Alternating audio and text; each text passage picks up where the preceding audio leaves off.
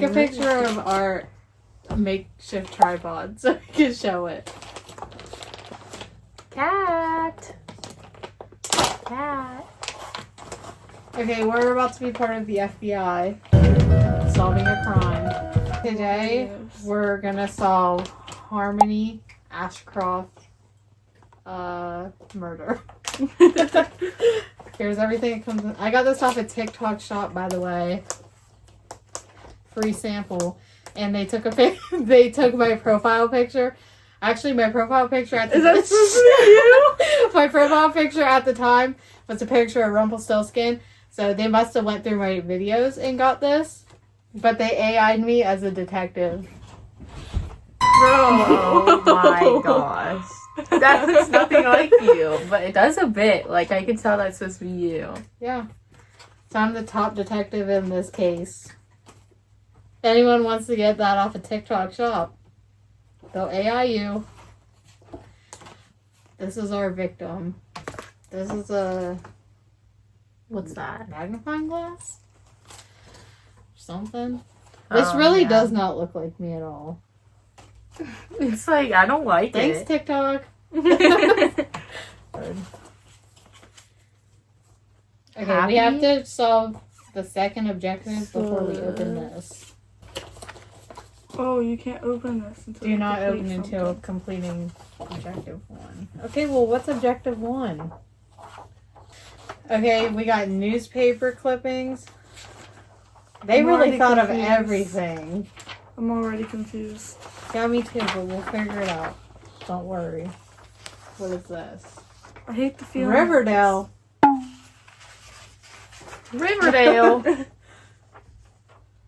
Riverdale Police Department. What is this? I don't know what that is yet. This is we got a wedding invitation for a rehearsal dinner for Harmony and Christian. Oh, I guess she was getting married and then she got killed. Or Harmony. Maybe her husband did it. That's my suspect number 1. The husband. Fiance, because they never got a chance. Yike. Who's this black guy? Well, don't lose all the papers because those probably all go together. Okay, we got... Wait, these must be our suspects. So, Derek Sivers, that's a suspect. We got the guy's name is Christian. Andy Allen, he's a suspect. This is the fiance. I bet it was him. Christian. He's suspect number 1. He's high on the list right now. I bet it was him. And we got Rex. Oh, Ratliff. he kind of looks... I don't like this guy. He might have did it too. What does he look like? He looks mad. He looks like he killed somebody. He does look like... This guy, though? He reminds me also of the guy from Toy Story with the chicken. Oh. This guy? Yes.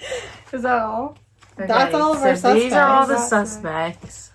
Oh, it says whenever we prove that Bones is innocent, visit the webpage to verify. So we'll verify if we were right at the end. This, we got a whole envelope of pictures. Oh, okay. So pictures. Bones was arrested, but we gotta prove that, like... Yeah, we gotta prove that it wasn't him.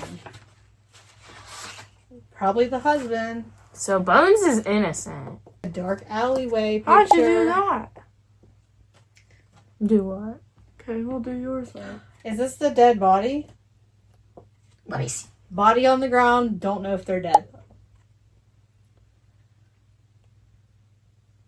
When did she die? May 8th, Check if that's her. Yeah, here's Jenny Rogers. I mean, it kind of looks like her. Yeah. Officer Kent Grayson. This is her dead body. She don't even look dead in that. Wally Big Dog Bryson. What the heck? That's interesting. Cheryl Pratt. Oh, she looks like she's from one of those commercials with the medicine, and they're like, side effects might include. Mrs. McCoy. I don't like how Chad looks. Oh, Chad. He looks too happy. He looks a little scary. Oh my god, Jason Griggs. He looked familiar. He actually does look pretty familiar. This might be the fiance, not sure, because his name's Chris. Well, that's him. That does not look never like mind. him. That's not Yeah, the fiance. so Christian Peterson, I got my eye on Wait, you. let me see Christian. Where's the photo of them together? Who is this? I don't look like he looks a little Joseph brown. Arthurson. I don't know. We'll figure it out. Here's 3 random kids, guys. Maybe she They was might getting have around. kids. They might have kids. Or maybe that's her little brothers. Till death do us part. Her wedding ring. I know it's him. Death did them part. And death did them part. They didn't even get a chance to get married, I don't think. Okay, here's a mugshot. Wait. What's this guy's name? McBride. It's Bones. Bones McBride. I don't know his last Oh, name. this was the. She got Yeah, it's killed the day of McBride. their wedding. That's crazy. That's crazy. That was the husband for sure. That's May 8th, 1998.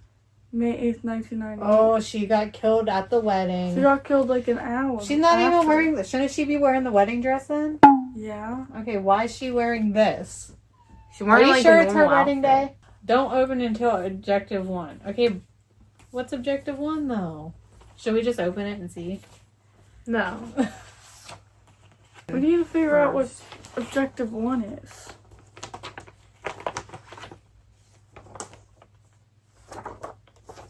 Okay, yeah, Bones McBride was On the night before arrested her for the wedding. murder of local child psychologist Harmony Ashcroft. What? Oh, she was murdered in the parking lot behind a restaurant during her own wedding rehearsal dinner. Oh, yeah, we have a picture of the restaurant. So that was the night before her wedding. According to law enforcement authorities, the assault took place after a demand for money and a brief struggle with the victim. It also appeared that the victim's engagement ring was taken during the course of a violent encounter. Okay, where's that picture at? Let's see. So, whoever did it took the engagement ring. It Okay. appeared that the assailant's motive for the attack was monetary. McBride has a long history of petty crime in Riverdale, and all of our evidence indicates that he was trying to get money and or valuable from the victim and struck her in the face with a blow so powerful it caved in her skull. He was then able to easily take the victim's engagement ring from her, then flee on foot, said Police Chief Brock Inman. He added, "This is a scenario we've been seeing more and more across the country wherever you go. Of course, it's more common in large urban areas, but even a small community like Riverdale is not fully immune to such things." Yeah, I've heard of crazy things happening in Riverdale. In case you haven't noticed, I'm weird. I'm a weirdo. Oh, this ain't. Wait. Our hope is that by catching this killer and putting him behind bars, it sends a message to the next guy and keeps our citizens safe. About 30 minutes after the time of the murder, McBride was found in a Grant Park with Harmony Ashcroft's ring in possession. He was found with her ring. That's kind of weird. That's Weird. According to police, McBride offered no explanation for how he got the ring. After a detailed assessment of all suspects, witnesses, and evidence available, it became clear that we had identified the assailant. He was found with the victim's engagement ring in his hand 30 minutes after the murder. I mean, it's pretty obvious, and Police Chief Inman, said Police Chief Inman. Sorry, I can't read that good. The police chief goes on to say, as tragic as these kinds of situations are, at least identifying the assailant and seeing him brought to justice gives family and friends an opportunity for closure. McBride is a lifelong resident of Riverdale. He spent his early years as a day laborer for Eagle Tents. He has also been briefly employed as a janitor in Ralph's Cafe as a driver and a driver for Rusty's Pizza. When asked for comment, McBride denied any involvement in the murder. So why did he have the wedding ring? Pretty fishy. Where was I at? Oh, Ashcroft was also a native to Riverdale. She attended Riverdale Elementary School, Howard Taft Junior High, and graduated third in her class from Riverdale High in 1990. Okay, this side isn't important. It's just other newspaper stuff. So there we go. Now we know why they think it was that dude. A 28-year-old woman was killed last night in an altercation that took place in the parking lot behind Tully's restaurant around 9:30 p.m.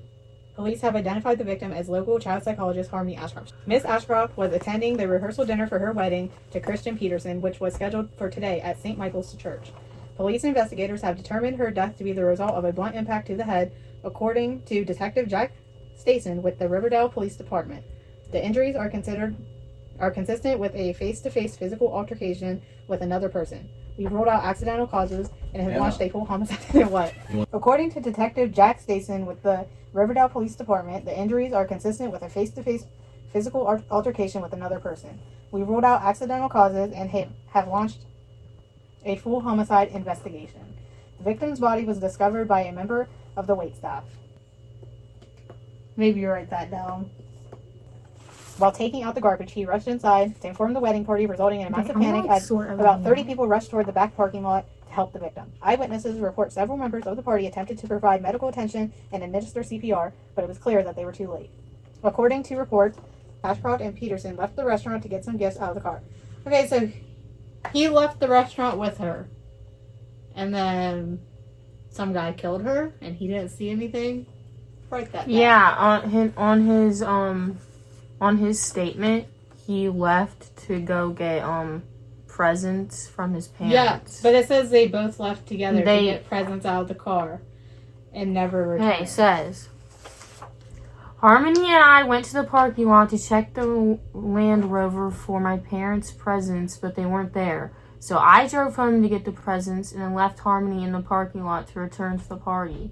She was 50 feet away from the door when I left. Police apprehended me at my home when I was picking up the presents. I think we should go down this list and do it in order. Like, read everything in order this says. Well, what does it say first?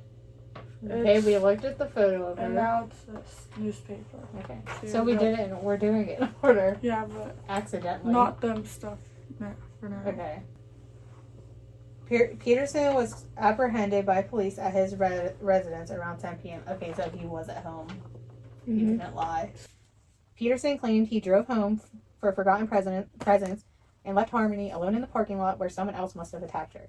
When reached for a comment, the fiancé said, "This is a nightmare. Harmony is the love of my life, and I had nothing to do with it. I'm cooperating with the police, and we're going to find the real killer, and they're going to pay." Ashcroft's friend Jenny Rogers added, "I can't imagine who could have wanted to break everyone's heart like this. She was truly special."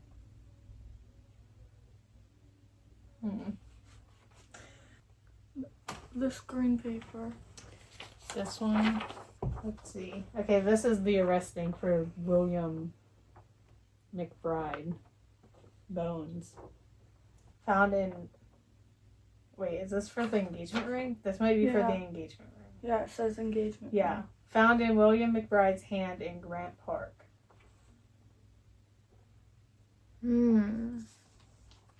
They had a little argument. At 10:05. We're not at that part yet, Morgan. But we gotta go. No, we gotta go in We have order. to do this. We gotta go in order. Okay. Don't go out of order. Okay, they found the engagement ring at 10:05. What time did she die? It just says May 9th. Okay, we're just gonna guess. She was already dead for sure at 9:48, and they found this guy at 10:05 with the engagement ring. Okay, I don't think we really need any of this stuff.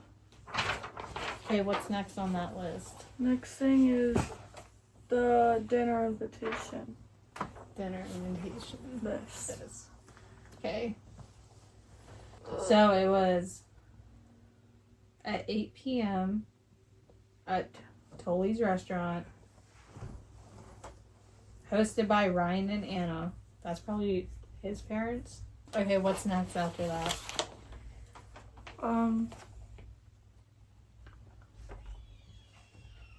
Coroner's report. So that's this right here.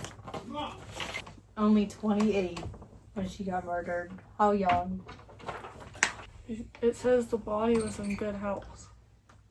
What, except her head being smashed? 125 pounds. Skinny. Skinny, skinny, skinny! Blunt force trauma to right eye and anterior scalp. Extensive skull fracture and severe hemorrhaging over the right eye socket. Cause of death, blunt force trauma of the head. Victim died within moments of trauma. Manner of death, victim was killed by a single strike to the head inflicted by a hand or blunt object. My cat just made me let her in just to go back out. The force and angle of impact indicate the murderer would need to be left-handed, or that one word where you could do both hands. I can't say it. Man or woman of considerable strength and height. Okay, so we gotta find out who's left-handed. Okay, so the next thing we need is the fingerprint card. This. Okay. Do you think we need to use this for it? Well, I put that on there. Nothing. Doesn't really do anything. Oh, this is Cat. Bones. William Cat is covering your head. Cat. The one time Cat decides to come on the bed. This is his fingerprint. He's 6'2", so he was tall. And 170 pounds. He's probably strong. I bet it was the husband. Okay. Next thing is map of Riverdale. Map of, okay, that would be that. I don't know. This is where people she are. was found.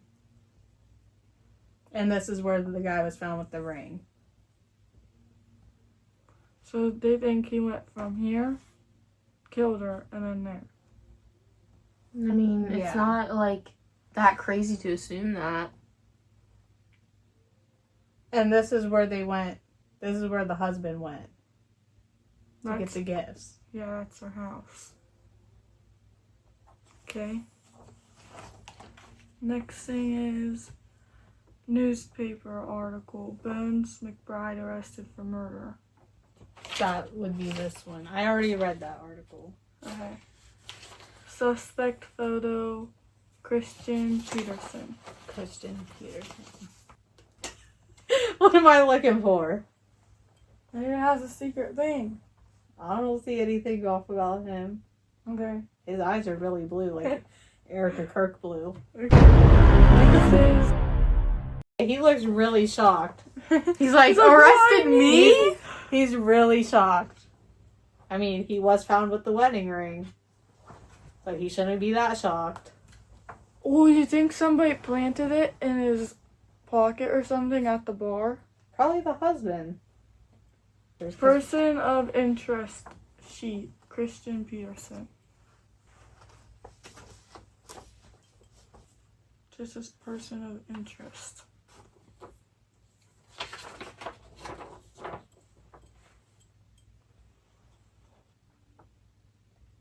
Okay, so whenever he was filling this out, when he got to marital status, he went to write something and then scribbled it out. And dare I say it looked like he wrote an S at the start, trying to write single. Hold on a second. Let me get the magnifying glass out. It did look like it to me. It does kind of. I can't. You trying to write single? And it's been what, 5 minutes since your wife died? 6 foot. Probably tall enough to do whatever they did, hit her in the face. Donna Handa's left. Ooh. That's Left. not looking too good. I'm writing this down. Let me write that down. Let me write this down. Shoe size is 10, so if there's a footprint and it's size 10, he's cooked. Harvey and I went to the parking lot to check the Land Rover for my parents' presents, but they weren't there, so I drove home to get the presents and left Harmony in the parking lot to return to the party. She was 50 feet away from the door when I left. police apprehended me at the home when I was picking up the presents. So there are some teardrops smearing the ink on here, so he was a little bit sad, it seems. It seems. It seems he was a little sad, but I don't know. The next one Okay, is wait. Williams. Individuals that can confirm where he was. Jenny Rogers' friend. How would she know? She didn't go out to the car with them. Was the friend at the house I don't affair? know. I think he had an affair with someone else, wasn't happy in his relationship. and Maybe killed that's his why. wife. I don't know. I don't know. Wait, we're not supposed to look at the rest of his file yet? Who's next? McBride. Don't He really own looks surprised a that he was car. caught. So He has no car. He doesn't have a He's car. been in a lot of street fights. What's his dominant hand? He's a thief. So like What a good profession. What's his dominant hand? Left-handed. Oh. Let me write that down. It's not looking good for whatever this bones. Can I see the other ones? Let me take a look.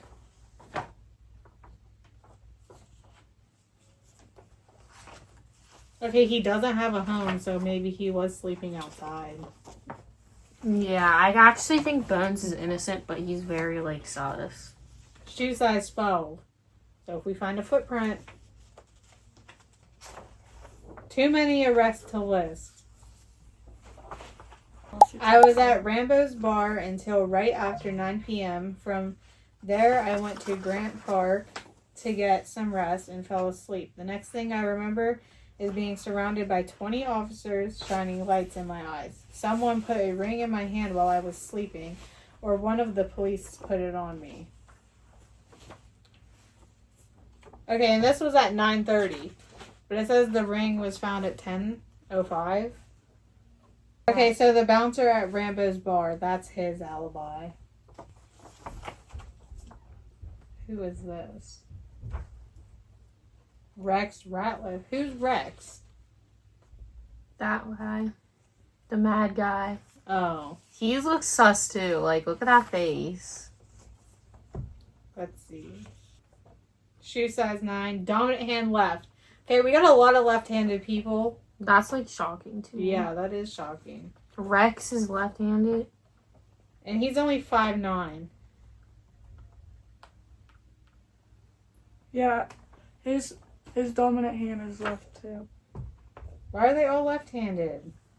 He owns a firearm as well. But she wasn't shot. Oh, true. But she could have been hit with it, like the Oh, handle. yeah. Yeah, you're right. He's a janitor. Years of military combat training. I was at home the whole time. I got him How from much? work around 9 p.m. and Years. stayed in my apartment all night. Okay, why is he a suspect? This person has combat training. Years of it. Derek? Training wheels? Derek has combat training. Okay, Write that his down. landlord is his alibi and he doesn't even know his landlord's number. How do you not know your landlord's number? He works at Walmart.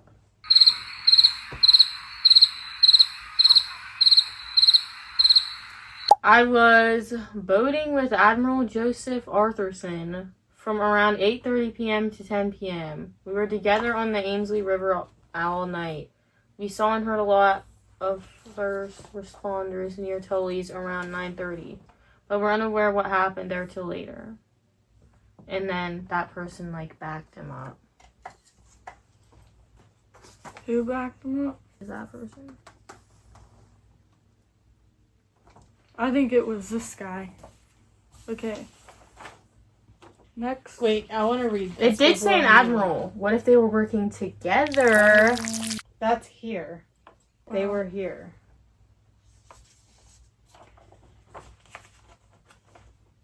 We need Jenny Rogers' witness statement. This is for the husband or fiance. Okay. We can put this one back. This is next. Who is this for?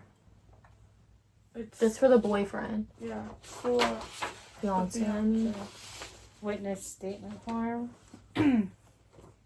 There were supposed to be presents for Christian's parents, but I guess there was confusion over who had to bring them. Harmony was certain. Wait, they're for the parents? I thought it was from the parents. That's what I thought. Harmony was certain that she left them in the car, but Christian thought she left them at home. They weren't screaming, but they started getting snippy with each other in front of everyone, and it was kind of awkward. I think maybe the pressure of the wedding was getting to them. Getting married isn't easy. Christian had a look on his face that was kind of intense. His jaw was clenched and his eyes were red with anger. They left the party together to see if the presents were in the car. You got the feeling that the argument probably continued outside as they left. When they left, you could hear a pin drop. Then her sister told a joke like, I can see Harmony inherited her memory from mom. This lightened the mood up a little, and people got back to normal until the busboy came running in, saying Harmony was hurt in the parking lot, and we all rushed out at once. My initial reaction was absolute shock. Harmony's brother is in med school and started trying to do CPR or something, but we could see she was already dead. I'm still in shock. We told police Christian killed her. They already jumped to Christian killing her. We told police Christian killed her, but nobody actually saw that happen, so it could have been someone else. Harmony told me about a few weird guys at work, a stalker and some deadbeat dad. You should check them out. Talk to her. Office manager Cheryl. I don't even know what to think right now. Okay, who's the stalker? Is it that Rex guy? I love how we judge him based off of appearance. Harmony has been my friend since college. We have always been very close, and that's why her murder is such a devastating event in my life.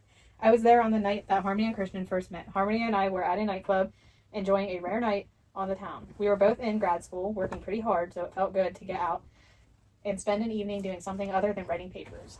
It was a typical night at the nightclub. Guys were difficult to deal with that night with all the corny jokes and come-ons.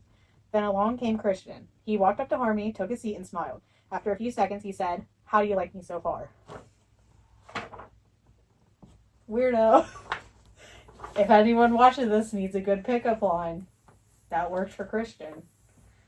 We all burst out laughing. It was like he somehow knew how rough the night had been and was determined to rescue Harmony from it, and that's what Christian was to her, an escape from ordinary guys. He was exciting to her, and of course, he had her wrapped around his finger. Next is Officer Kent Grayson. The suspect was an individual we've had many prior encounters with, so this is on Bones. Yes. His name is William McBride. He is known as Bones. McBride had been spotted many times sleeping in Grant Park, so that checks out. He said he was sleeping in the park. They see him sleeping in the park all the time. And that's why I caught too, so Yeah. they're not lying. Or in various public places around town. His priors consisted mainly of public drinking and disturbing the peace. Well, he did come from a bar. It was 10 o'clock when I approached the suspect with the intention of waking him up and telling him to move along. But when I saw something unusual in his hand, I immediately contacted my captain at the station. He told to me place the suspect under arrest for murder while he called for backup. We had been aware that a murder had taken place that night and that a suspect was at large. By the time Mr. McBride had woken up, the backup had arrived. He seemed quite disoriented. He was then told that he was under arrest for the murder of Harmony Ashcroft. At this time, the suspect became belligerent and uncooperative. He repeatedly screamed that he was innocent and he didn't know where they were. I believe Bones. I believe he's him. innocent. Look at He this really man. looks Man, I'm surprised. trying to sleep here. I did not kill anybody. I believe Bones. I don't know. Yeah, I'm on Bones' side right now. Next is Wally Bryson. Wally Bryson. Wally Bryson. This is Wally. also for him. Oh. I confirm William Bones McBride was removed from my bar at 9 p.m. on May 8th, 1998. This is a man I have seen on a number of occasions at my place of employment, Rambo's Bar. Bones is a regular customer there. I would describe him as a nice guy. He is well liked by the staff and the other patrons. On a few occasions, we've had to warn him not to panhandle in front of the bar. But apart from that, he's usually fine. He has even charmed his way into a few free beers. That's the kind of guy he is.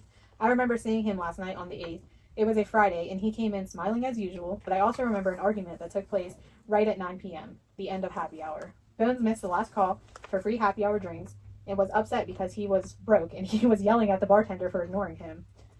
The bartender signaled for me to escort him out, so I did. By then, things had calmed down, and Bones was on his way out, ready to leave on his own. He said something like, "I'll just go get me some money and be back in an hour." That does give him a reason to have the wedding ring, but I still don't think he did it. I don't either. But there is a reason for him to have it. As Bones left, me and JT, the bartender, looked at each other and smiled. We expected him to go out to the front of the bar and panhandle like he had done in the past, but he didn't. He walked out the door and kept walking. I figured he had some other way of finding some money. I haven't seen him since. Well, he did get arrested, so that would explain why you haven't seen him. Next is Cheryl. Has 2 as well.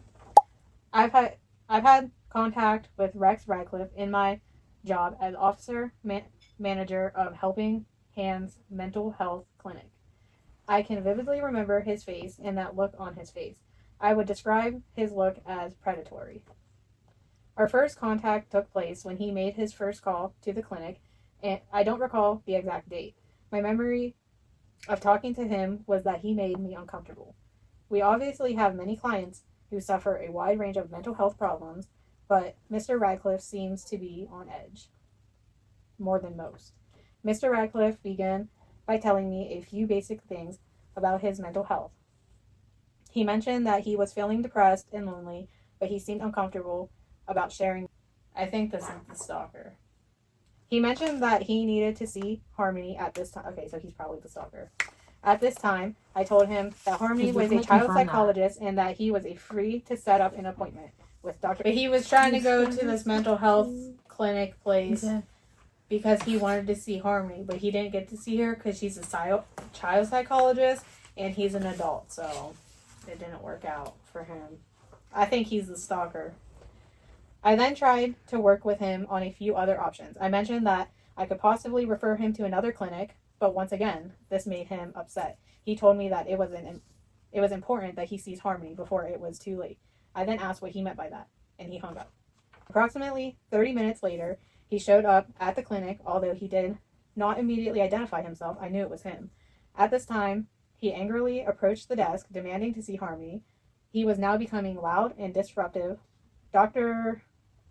Breeson came out of his office saying, "Is this man causing a problem?" Once Dr. Breeson appeared, Mr. Radcliffe seemed to calm down a little, and I said, "No, everything is fine." At this point in time, Mr. Radcliffe no longer seemed to be a threat. Mr. Radcliffe then said something like, "I'm sorry to cause any problems, but I really need help, and I need it from Harmony." After I explained to him that this was not possible, he turned and left.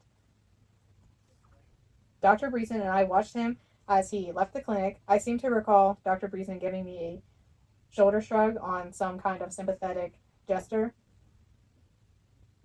I think that he said, "I guess that's the end of that." But the calls kept coming. Once again, I tried to suggest that he sees another therapist, but he was very insistent that he see Harmony, and only Harmony. "She needs to see me," was all he would say. He kept calling all the time for the past few weeks. I asked our phone company to fax a report of all the calls we got from him, and they were increasing almost every day. There was another incident that took place in the parking lot on the day of the murder. Someone in the parking lot reported a car coming by and a man screaming from the car. At this time, I was not comfortable driving home on my own after calling the police to report the incident. I called a friend to pick me up. What's next? What was that person's name? Cheryl. Okay, we need Louis McCoy or Louise McCoy. This is for Rex too. The first time I met Mr. Radcliffe was when he came to arrange renting the apartment above me. I immediately noted that he seemed very uneasy, but I did not find any problem with his past that would have made him ineligible for rent. He didn't have much of a rental history, but at least we were not made aware of. At least we were not made aware of any priors on outstanding warrants for his arrest. I have noted in my diary that on April 26th, we had a problem with Mr. Radcliffe. It was the first time of any kind of encounter with him. The nature of the problem was that the tenant, Mr. Radcliffe, was that he was exceeding an acceptable volume of noise in his unit. This violation is one that is taken very seriously, as I need my rest to stay healthy. This person only cares about the rest. Prior to the situation, we had never had a major problem with Mr. Radcliffe. There were a few occasions to the situation we had never had a major problem with Mr. Radcliffe. There was a few occasions of loud noises that I was able to hear, mainly due to being located directly under his apartment, but none of the occasions required action on my part. Why do these people want to write so much? But on this occasion, that took place on the 26th of April, he was making a great deal of noise. His noise was mostly crying loudly and pounding on the wall. On this occasion, Mr. Radcliffe seemed reluctant to open the door, but once he did, he apologized for the noise and said it would never happen again. Later, after I exited his unit, I returned to give him a brochure regarding a local therapy clinic called Helping Hands. He seemed very responsive to the brochure. He seemed to be staring at one face in particular in it. I believe this face belonged to the victim, but at the time I did not observe this as unusual. She was very pretty. On the night of the murder, May 8th, I observed him coming into the building a little before 9 p.m. I know it was then because it happened the night at the end of the X-Files when the whistling came on. Then a little over an hour after that, I heard crying and screaming. It was during the first story on 2020, so it must have been something between 10 and 10:15. I couldn't make out any of the words, but it sounded really dreadful. Okay, so this was after it all happened, when he was crying in his room. I immediately went up to his unit and knocked on his door to make sure he was all right and asked him to quiet down. At this time, he did. He did not answer the door. By the time Chance Edwards began the 11 o'clock news, things had become quiet again. That's when I heard about the murder. His car didn't leave where he parked it when he got home at 9. Okay. So it either wasn't this guy, or whenever he left to go do the murder, he didn't drive his car. And he walked. He lives this far away from it. So he could have walked. Okay. Who's next? Andy Allen. I think it's that guy. We're supposed to be reading his... Wait, what are we on? Witness statements? Yeah. So we're on Chad Highsmith. Let's see what Chad has to say. I have known Andy for about 3 years, and he's one of the nicest guys I've ever met. I've never seen him violent or angry. When I heard about the murder, I wasn't sure what to think. I remember being disturbed by the news and surprised that this kind of thing would happen randomly. It immediately reminded me of something my father, a career police officer, said to me when I was a child. He said most murders are really more about love than hate. At the time, I didn't understand what he meant by that, but as I have gotten older, I understand it more. Harmony's murder was a shock to everybody, even people like me who just knew her casually. She was so young and beautiful. I was aware of how close she and Andy were. I know they had been close friends since childhood, Little League, I think. After her murder, I began to think about a few strange conversations I had with Andy. There was an occasion when we were joking about how hard it is to be just friends with a woman. At one point, he began staring off into the distance and said, "I guess it can work out as long as you never fall in love." I laughed, but he didn't. I didn't even have to ask who he was asking. He liked Harmony.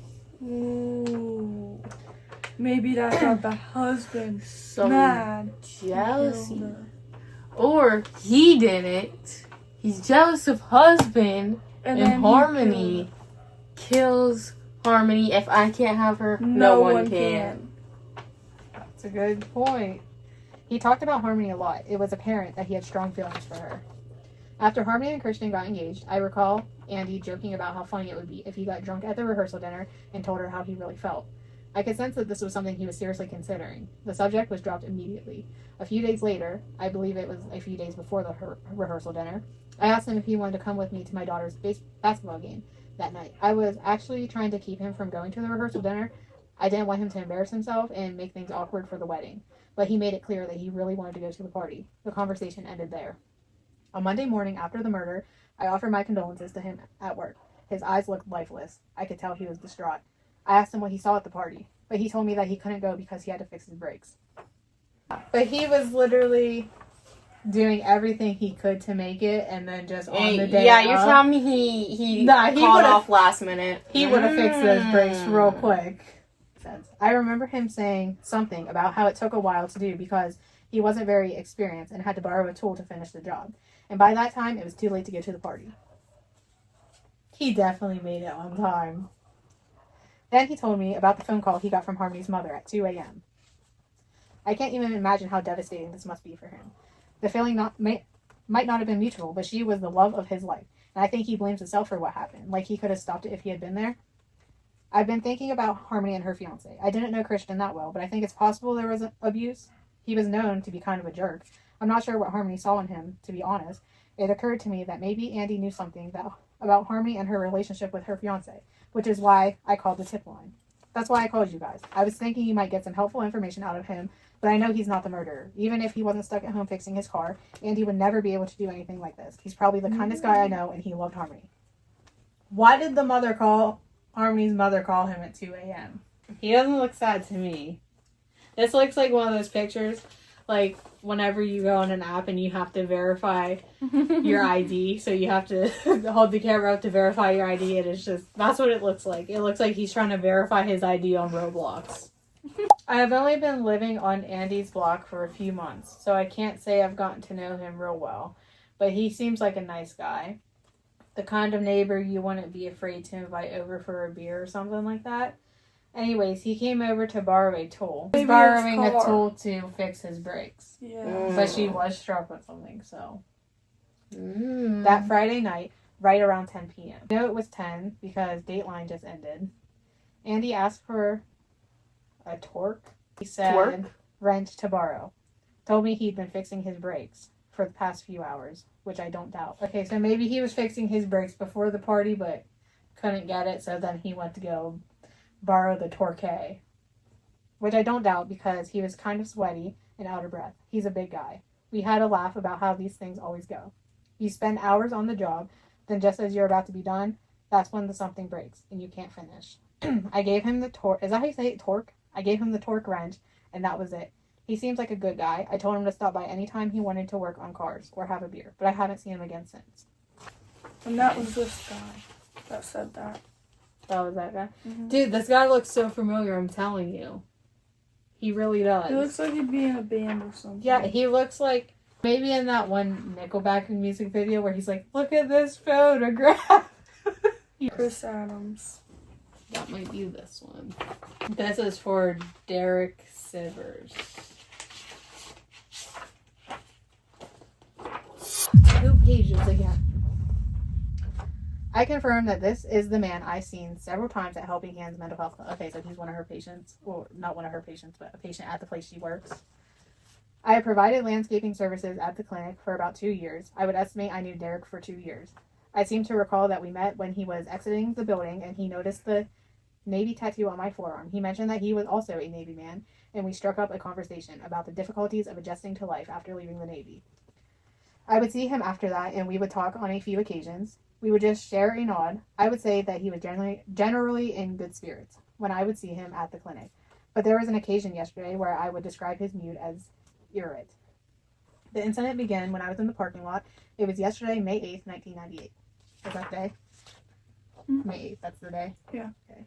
He had pulled up to the parking lot with an angry look on his face. I asked what he was doing there. I would usually only see him picking up or dropping off his son. Okay. So the son probably saw Harmony. But I heard through the grapevine that he no longer shared custody of him. He proceeded to rant about how angry he was that he served his country and that he can't believe the kind of disrespect he gets from civilians. He then began raising his voice and screaming. I tried to get him to calm down, but he kept screaming. When Mrs. Ashcroft came to the parking lot to get to her car, he began screaming right at her, saying things like, "You have no right to keep me from my son." Oh, wait, is this like her ex? Or what? You will pay for this, young lady. She attempted to simply ignore him and leave, but I could tell she was scared. I have to admit, I was a little afraid myself. I've had previous experience with vets who got involved in angry situations, and it's never good. There was a look in Derek's eyes that I had seen before in other vets right before a breakdown. I don't know if he did it, but he sure looked like a man with a lot of rage and nothing to lose. That's all I know. So it's Admiral Joseph Arthurson. Joseph Arthur. It's Admiral Arthurson. Dang, he's old. Admiral Arthurson. Okay, let's see. I'm very familiar with Chief Petty Officer Derek Sivers. I have known him for many years. He was stationed on one of my ships, and with both of us living here in the same town, we become friends. I can attest that at the time of the murder, Derek was with me. We were alone together in my boat on Ainsley River between 8:30 p.m. and 10:30 p.m. We took off from the Riverdale Marina, traveled as far as north as Port Royal Avenue, and then turned around, went back to the marina. It had been a stressful few weeks for Derek, and he needed a friend and mentor to hash things out with. He's having custody issues with his ex-wife. Okay, so this is definitely Harmony's ex-husband, I think. I think so too. In addition to having been with him at the time of the murder, I can also attest that for all his flaws, he's made great strides at keeping his demons under control. As an individual who has struggled with his own issues, I know the road to sobriety isn't always an easy one. Police interrogation of Kristen Peterson. Please state your name for the record. Kristen Corey Peterson. How did you know Harmony Ashcroft, Christian? She's my fiance. We're supposed to get married tomorrow morning. I know this is difficult, but can you tell me about where you were when you learned about Harmony's death? I was in my house when the police came storming through the front door. There must have been 20 of them. I didn't really know what the heck was happening, to be honest. I thought it was some kind of joke until one of them tackled me and slammed my face against the floor. They thought I killed her. It wasn't me. Obviously it wasn't me. What other leads do you have? I know 2 or 3 people you need to talk to. Let's back up a little to the argument. Do I need to remind you? Yes, Harmony and I had a little disagreement over what happened to the presents for my parents. Was this a common thing, the two of you getting into fights? I wouldn't call it a fight. It was just a disagreement, that's all. You didn't answer my question. Was this a common thing? No. And I don't think. Don't think what? You don't have issues with your temper? Never. You ever hit Harmony? Never. For a guy with no anger issues, you seem pretty hot under the collar. My fiance is dead. I was supposed to get married tomorrow, and now I'm just sitting in this box with you. Why are you questioning me? We're wasting time.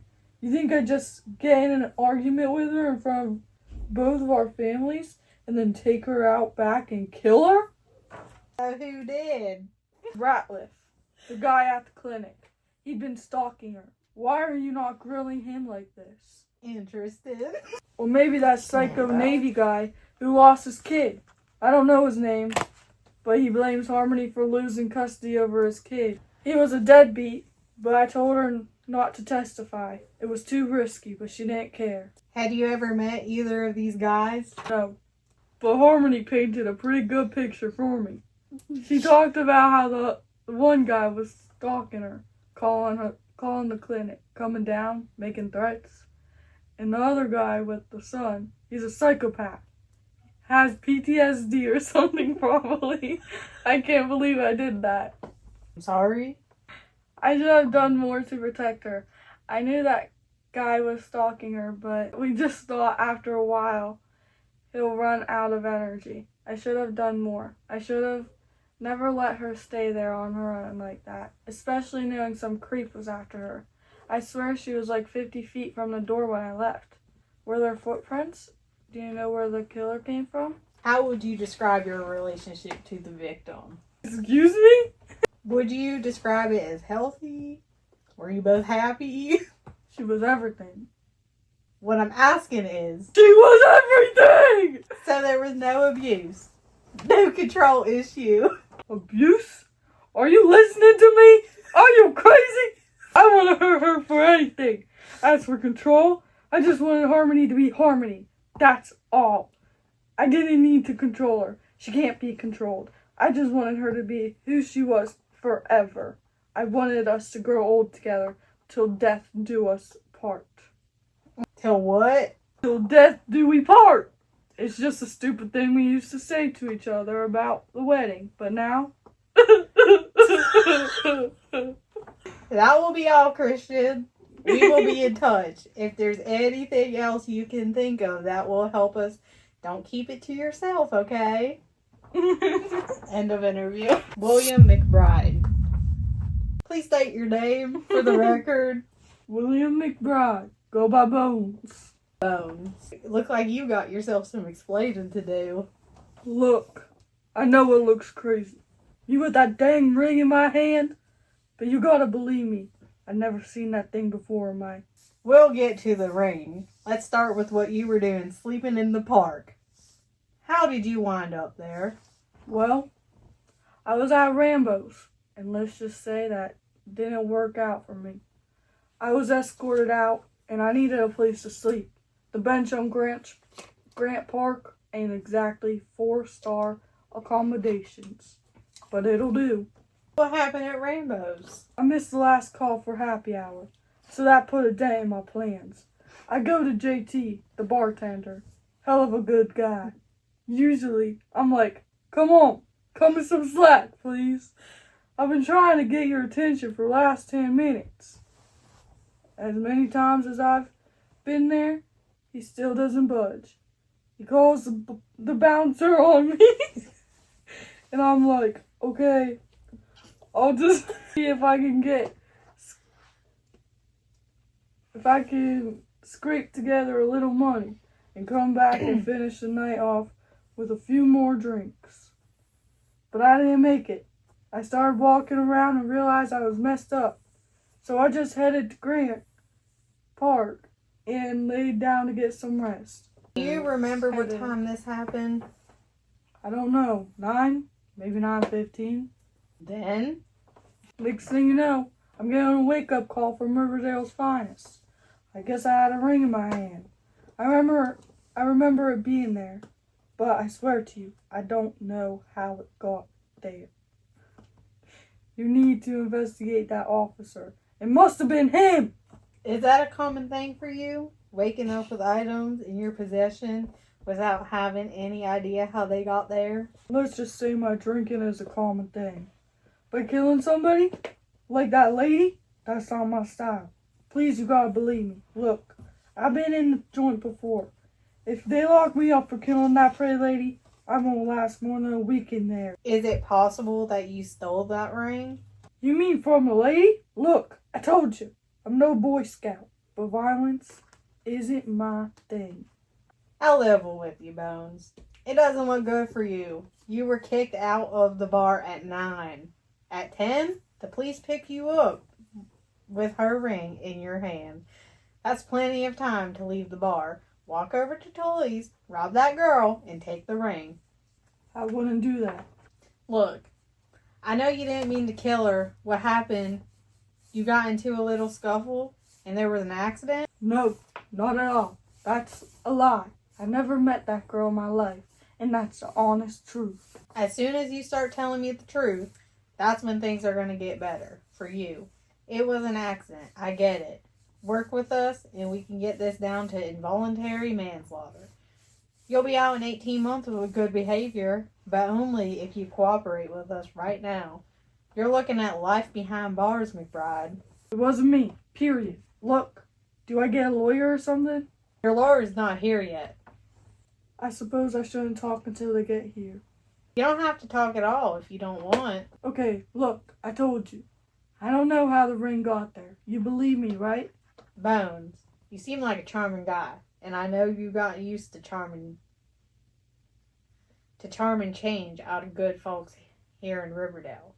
But this is a pretty rough bind you're in, and you're gonna need more than a little charm to get out of it. I'm sure we'll have more questions for you later. We'll be in touch. I think the cops really pushed him to say he did it so they didn't have to do his job. Their job, I mean, you know? Good morning. Please state your name for our records. Okay, Okay, Ratliff. Were you born on the 14th of March, 1973? Are you gonna tell me what's going on? Yeah, that's my birthday. Ratliff, what do you do for a living? I work at a gym. I'm mopping stuff. Clean up. What do you want from me? The woman who was murdered Friday night, Harmony Ashcroft. How did you know her? I did. I know her at all. Well, why would anybody think you did? I need a verbal reply, Radcliffe. The microphone can't record a shoulder shrug. I don't know why I'm here. Bad plan, Ratliff. Here's the thing. I know why you're a suspect, and you know why you're a suspect. You know who else knows why you're a suspect? No. Name's Cheryl Pratt, ring a bell? No. Well, she has a pretty good idea of who you are. She's the officer manager at Helping Hands Mental Health Clinic. You're pretty familiar with that place, right? Maybe. According to Miss Pratt, you've been calling several times a day, demanding to see Harmony. Isn't that right? I don't know. What was that? It doesn't matter now, does it? Because you've killed her? No, because she's dead. I had to let her go. Talk to me, Ratcliffe. Why did you need to call that place so many times? Do you need me to pull out the call log to remind you? Don't play stupid with me. Okay, here we go. April 27th, 5 calls. April 28th, 3 calls. April 29th, 3 more calls. And 3 more the next day. This starting to sound familiar to you? I was calling because I needed help. She's a therapist and I need help. I just wanted to see her before. Before she got married? You couldn't let another man have your precious Harmony, could you? Maybe it will jog your memory if we fast forward to the last few days before the murder. May 6th, 8 calls. May 7th, 9 calls. So I called her office. Don't make me a killer. It makes you a stalker, though, doesn't it? May 8th, the day of the murder, you called 10 times, Radcliffe. You called 10 times, but they wouldn't pick up, would they? I needed help. It was too late. I needed help. I needed help from Harmony. You wouldn't understand. It had to be her. It's just, you wouldn't understand. Say it, Radcliffe. Say the words. Stop talking in riddles and just tell me you killed Harmony Ashcroft. No, I didn't hurt anybody. Say it. You left work and went to the clinic. I needed help. I needed to stop the pain. Stop the voices. Then you followed her to the restaurant. No! You waited in the parking lot outside Tully's, didn't you? Just waiting for your chance. How many hours were you hiding there, Radcliffe? What was going through your head? I didn't do. That's not what happened. When she walked out the back door, your moment arrived. Tell me, Ratcliffe, when her fiance left her alone back there, did you try to talk to her first, or did you just attack? No, it wasn't me. Stop playing, Ratcliffe. We talked to Cheryl at the clinic. You're lying. Stop yelling at me. I wasn't there. Just say the words. Tell us what really happened, and we can get on with this. You can get a lawyer, but put together an insanity plea. Whatever you want, but this isn't helping you. All this lying, it's not helping you, Radcliffe. You're not fooling me. It wasn't me. I needed her help. She's a therapist. I needed her help. I know you killed her, Radcliffe. You can't hide behind all this psychotherapy bull. You could have found another therapist. We know you showed up at the clinic threatening her. Just tell me you did it. No more screaming. No more games. We'll get you help. I tried to get help. I tried to make the voices stop. I saw Harmony in the brochure, and I knew she would make my mother's voice stop. Radcliffe, what happened that night? Talk to me. I told you already. I was out on the whole time. My mother was murdered on May 8th. 1978. My stepdad hit her in the face with a baseball bat. You better hope it checks out. Is there anyone who can confirm you were at home? No, I was alone. Miss McCoy, maybe. I don't know. Who's Miss McCoy? My landlady lives under me. This isn't the time for guessing, Radcliffe. Will your landlady confirm that you were at home all evening long? Yes or no? I think so. I don't know. Don't know how good her memory is. She's old. You better hope she can. Next time I bring you back here, I'm not going to be so nice. Andy Allen. Please state your name for the record. Andrew James Allen. You call me Andy. How can I help you with that case? What do you do for a living, Andy? In Bennington Law Firm. How'd you know the victim? We're friends. Best friends since we were 6. She's like my sister. Do you recall where you met? How is this relevant? Look, I want to help, and I know you have to question everybody to be thorough. But come on, what does this have to do with anything? You're wasting my time. You should be talking to Christian. He got in a big argument with Harmony in front of everyone and stormed out of the party with her right before she was. We're questioning a number of people, Andy, and you happen to be one of them. Why? Let's go back to the question I asked you earlier. This is crazy. I'm a friend, not a suspect. My best friend was murdered, and you have me locked up in this room? You're interrogating me. Andy, I understand your agitation, but we have our reasons. But you have the murder already, don't you? What makes you so sure about that? Well, it sure as hell wasn't me. You have her jerk boyfriend Christian, and the stalker guy Harmony was scared of. And then there's a homeless guy with her ring. You seem awfully familiar with the details of the case. I watched the news and talked to just about everybody that was there in the past 48 hours. My best friend was murdered. I'm curious. Does that make a killer? No, but the way you're talking to me right now seems a little suspicious. You're right. I'm sorry about that. But I'm a little bit on edge. You know what I mean? Yeah, I think I do, Mr. Allen. I know you're just doing your job. Sorry, I want to help. How can I help? You didn't attend the engagement party, did you, Andy? No, I didn't. Why not? I thought you were her best friend since 6th grade. 6 years old. I was invited. I was planning to go, but I had car trouble. What kind of car trouble? Brakes. They've been acting up for a while, and I had new ones ready to put on, but just hadn't gotten around to it. Then on my way home from work on Friday, I almost got in an accident, and I knew I couldn't go back on the road like that. So you were planning to go to the party, if it wasn't for your brakes? That's right. Were you planning to say anything to Harmony in private at the party? What? Are you in love with her? Where are you going with this? I'm just asking questions. What was your plan that evening? I told you, I planned to go to the party. To do what? To wish her well. She was my best friend. Did you have anything to tell her? You talked to Chad? Is that what this is about? Look, I do love Harmony. I admit it. I loved her since we played Little League 20 years ago. It's no secret that I love her. Everyone knows that, except her probably. But if that's a crime, you're going to have to lock up half of the guys in our class at Riverdale High, too.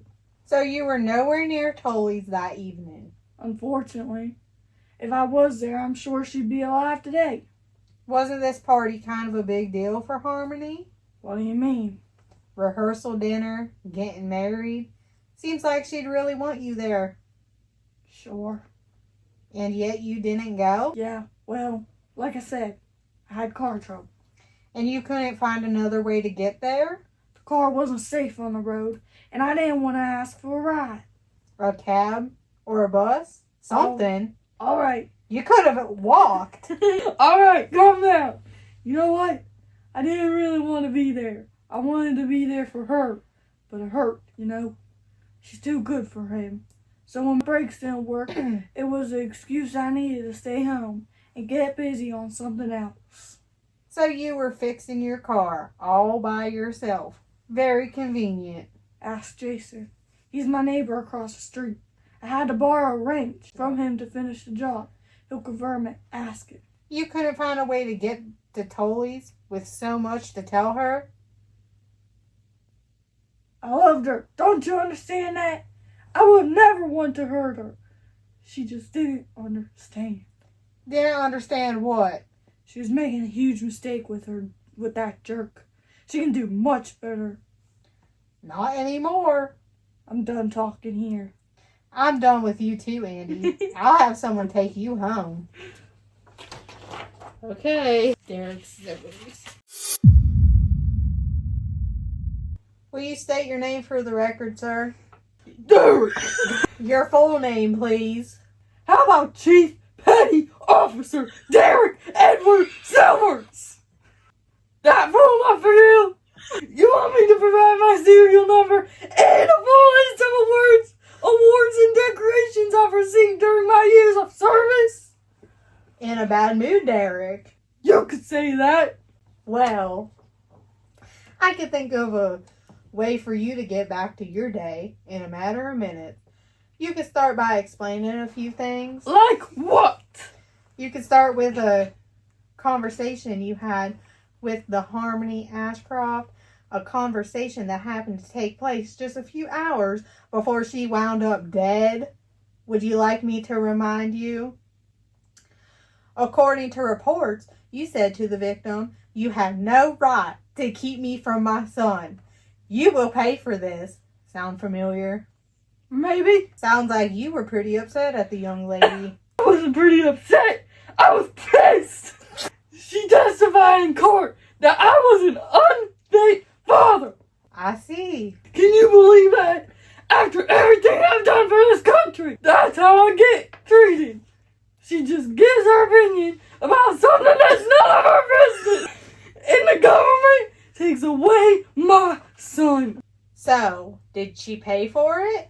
I'm sorry. What did you do to Harmony? Tell me. Here's this young, snotty lady doctor helping the court take your kids away from you. How did she pay for it? She didn't. Not by me, at least. You should start by making a list of all the families she's torn apart. Really?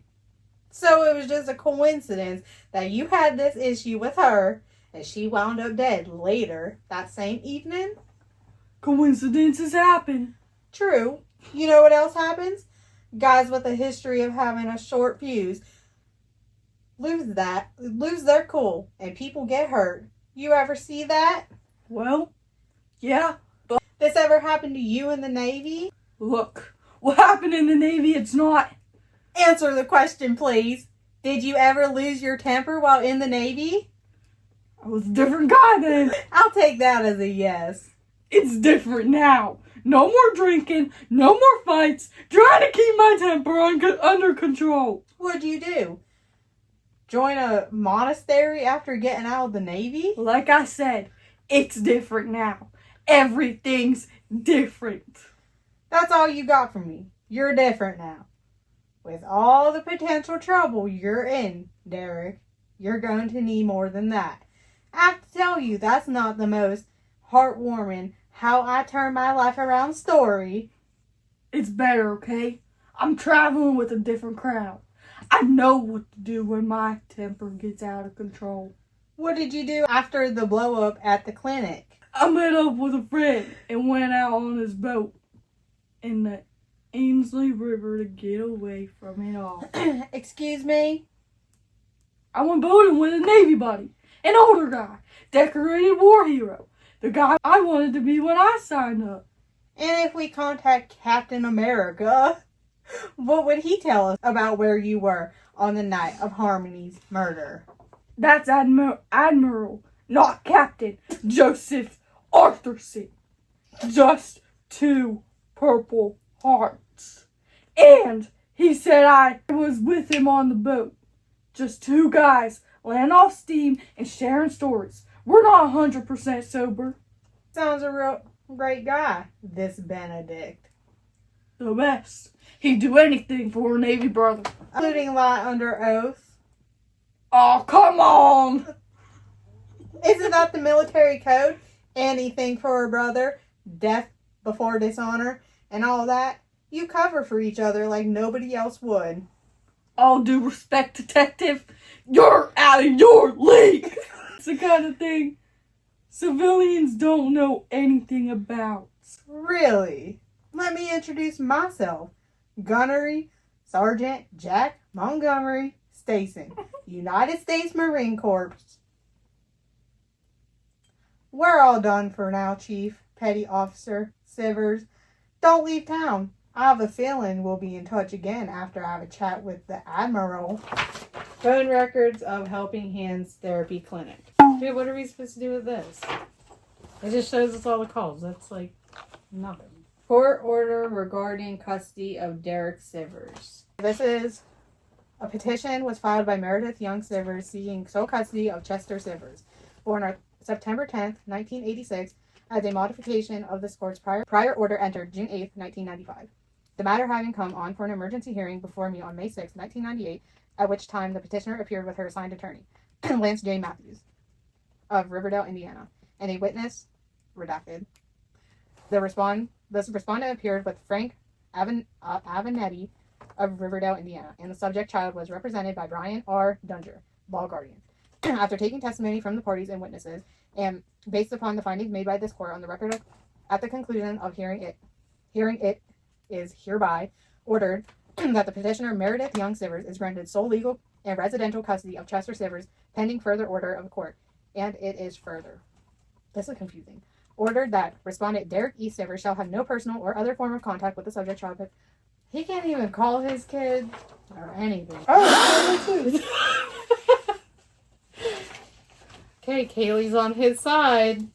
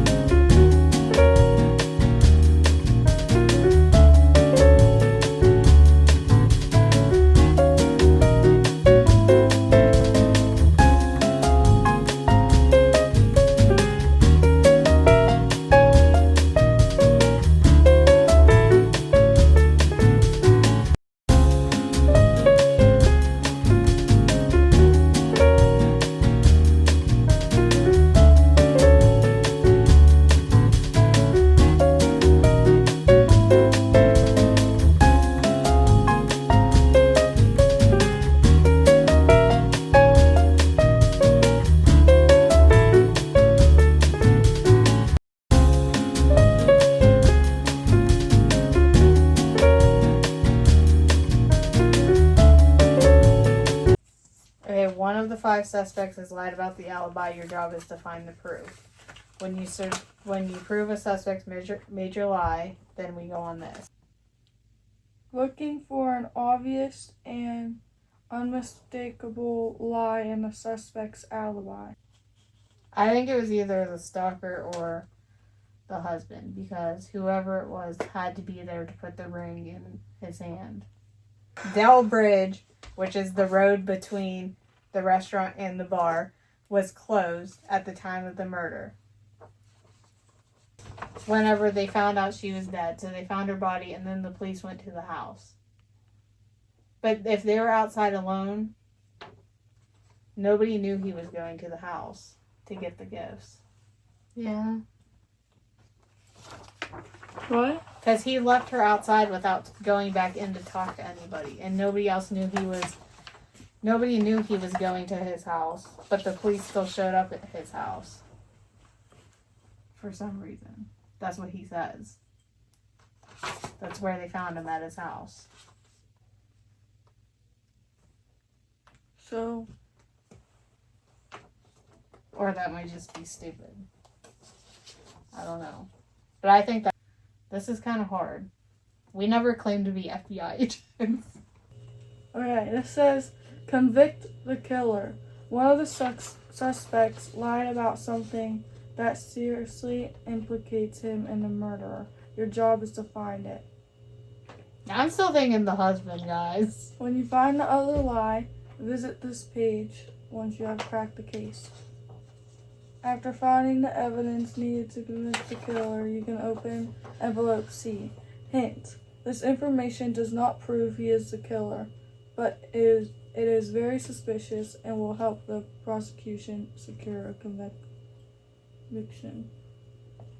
To whom it may concern, this is Deborah Ashcroft. The Riverdale police would not give me your contact information, but they agreed to pass along a letter. I want to thank you for your help with my daughter's case. It's been decades since it's happened, but I can't describe how difficult it has been. Some days are better than others, but a day has yet to pass that I didn't wish I could wake up from my nightmare. I am very glad that you've proven Mr. McBride's innocence. He's been living his own nightmare through the years, right alongside us. I feel so much guilt for all the anger I directed at him. I'm struggling with all the resurfaced memories, but I'm glad some justice is being done. I hope you can continue your efforts to help find the real killer. I've always held resentment with Christian for what happened. It's been hard watching him move on with his life, always wondering in the back of my mind what might be different if he hadn't left my daughter alone that night, assuming that really happened. I want to be happy for Jenny and him. He got with the best Having an affair. I'm telling you. They immediately got together after she died. We called that they had something going on from the very beginning. I'm telling you, it was him. He immediately got with a friend. He thought after I finally got rid of her, something. now I can go with her best friend. Yeah, and the friend being Jenny alibi just alibied him, you know. She just wanted to back him up. She wanted a piece of that. Yeah, and now that's dirty to do after she just died. That's dirty. So we found out who lied about something. It was him. Their family is so beautiful, but it pains me to hair. admit every time I see them around, I can't help feeling jealous. It's like their kids should be my grandchildren. It is. They did have kids. If only someone hadn't taken Harmony. I was told by the police that you were looking into old suspects in the case. I think that's great. I want to believe that Christian is innocent, but I've always had my doubts. And there were a few other characters in Harmony's life back then. I've never felt good about him immediately. I've heard you're also investigating Andy Allen. And I just want to respectfully say that I think your efforts might be better spent on other Even suspects. if it isn't him, he's dirty for that. Andy Allen, that's the best friend that just lied about his car being broken down. Yes, but the mother called him at 2 a.m. after, remember? So, like, maybe him and the mom seem really close. Maybe that is from the mother. You think the mother? No, that is. This is from the mother, but it's not to him. And I just want to respectfully say that I think your efforts might be better spent on other suspects. I've known Andy since he was 6, and he never hurt Harmony. They've been inseparable since T-Ball in 1976. You probably had to help mom with something. I included one of my favorite pictures from the team. It was one of the few times I've ever got between them. Andy has lived through his own nightmares since the incident. He fell on hard times right after Harmony's death and has never recovered. I'm afraid false accusations against him could have a lot of harm. I think he still blames himself for what happened, but I won't question your judgment. You cracked open a 20-year-old case that police couldn't solve. I have a lot of faith in you to find the right killer. What you're doing is very important to watch. Please let us know if I can help. Sincerely, Deborah Ashcroft. So we have to find out what he lied about. Let me see his stuff. Yeah, I think he killed her so he could be with the friend. That's why he scribbled out the marital status. I said something was up. Maybe it wasn't an S he was trying to write. He was trying to write a J for Jenny. You dirty dog. You solved case. You enjoyed. We finished? beat it. What else is in there, though? We beat it. Wait, so we were hating the husband this whole time, and it wasn't even him? I don't care. Even if the husband didn't do it, your wife literally like just passed away. Like I knew there was something up with that best on friend. that quick. Right, here's his confession. Never trust a white man. Here's his confession. My name is Andy Allen, and I killed Harmony Ashcroft on May 8th, 1998. It was a crime of passion and not premeditated. On the evening... Morgan was right. She said, if I can't have her, no one can. Yeah. And that's what his actual thing was. It was a crime of passion and not premeditated. On the evening of May 8th, Editor, put an instant 1998, replay. I drove to Caylee to attend Harmony and Christian Peterson's wedding rehearsal dinner. I intended to tell Harmony that I loved her and did not think she should marry Christian. But when I arrived at the party, I didn't have the courage to go in. I knew he wouldn't miss that party for anything. Stupid Andy Allen. Ooh, I wonder how the mom feels. Then Imagine how she feels. I didn't Her want daughter's to- dead. She trusted that man. That's sad. I didn't want to be around all those people celebrating the wedding and decided to wait to talk to Harmony by her Land Rover in the parking lot. About 9:30 p.m., Christian and Harmony came out of the back door of Tully's together. They were arguing, and I hid behind another vehicle since I wanted to talk to Harmony alone. Christian was really angry and screaming in Harmony's face. I was about to fight him when Christian got into the car and peeled out of the parking lot alone.